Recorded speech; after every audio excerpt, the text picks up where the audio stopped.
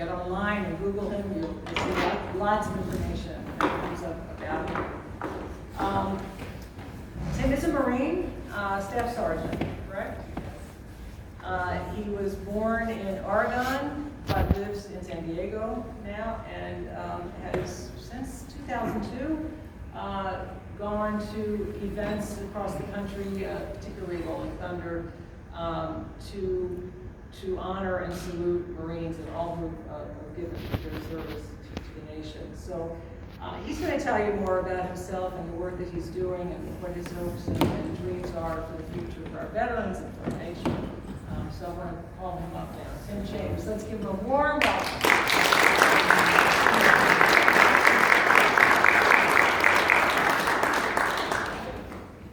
Well, as we all know, every Marine's a saluting Marine, right?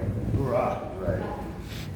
And, you know, I just got inspired, you know, and it kind of comes back to what we've listed as one day of our year, honoring so many generations of Americans that answered the call to defend our freedoms. And we crammed all of that bloodshed into one day. And that day, Memorial Day, to me, has several different meanings. And one of those things is sacrifice.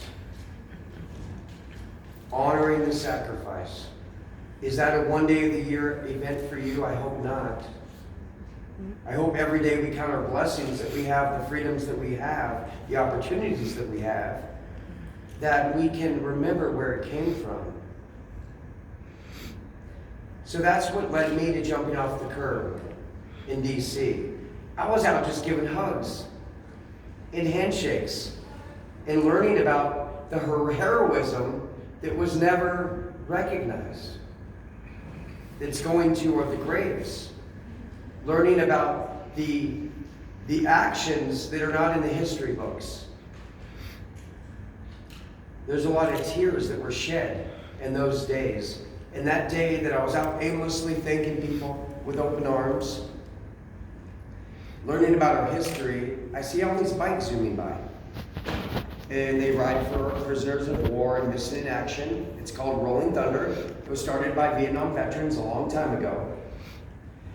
And I thought, how can I thank all those veterans? I'm seeing veterans on the bikes primarily. I thank them when I give them a salute at their funeral when they die. Can I thank them while they're still alive? So I jump off the curb and pop up a salute. Hours go by. I don't know what I got myself into. I'm trying to hang in there because I see tears rolling down their faces as they're rolling by me. 4 hours later, both sides of the street rush me and say, "Thank you, Marine. You gave me my welcome home."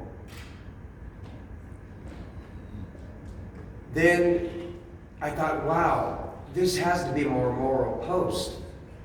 I found a calling in life. I didn't go to war. There's a lot of things I didn't get to do in the Marine Corps, but I had the enthusiasm for it.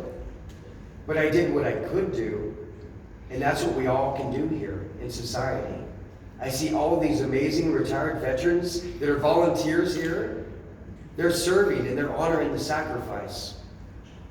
So another thing for Memorial Day for me is we have our flag.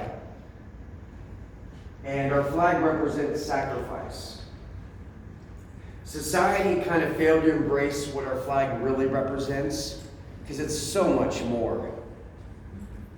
Kind of like trying to fit Memorial Day into just one day.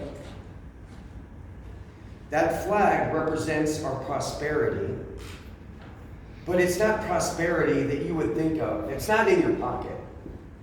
It used to be backed by silver and gold. It's not backed by that any longer. So what does it really define us as?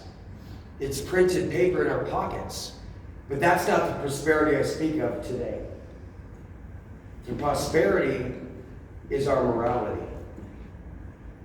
Our morality has been forged through generations by two breeds, by people that marched off to war that preserved our freedoms, and by citizens that marched for our equality.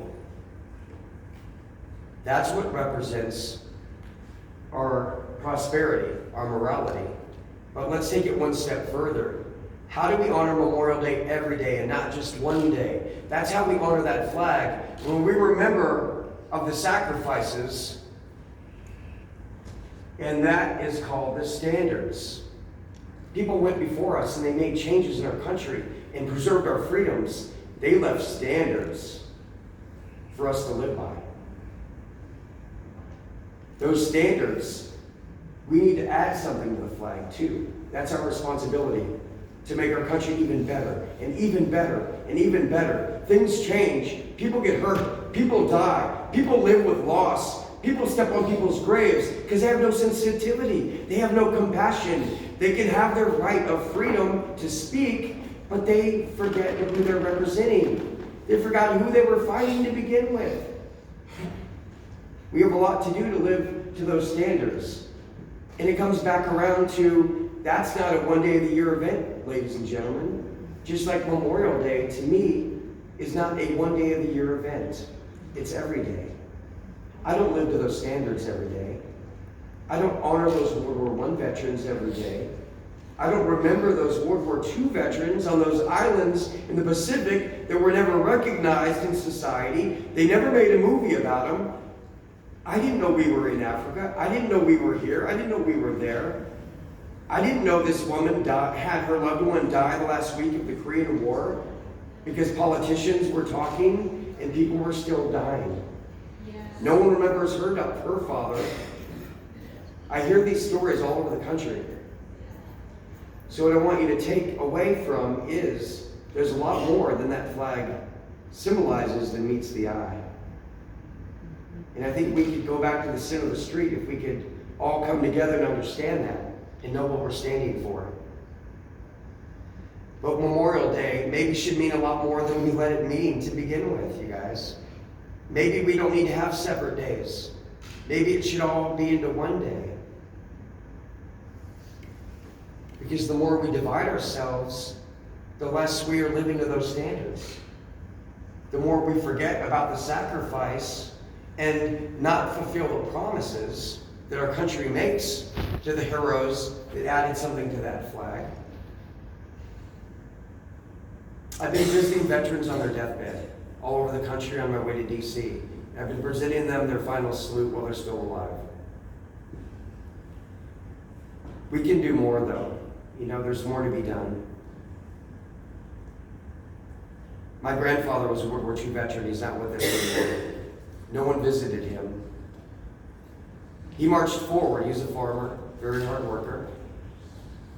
And I miss him.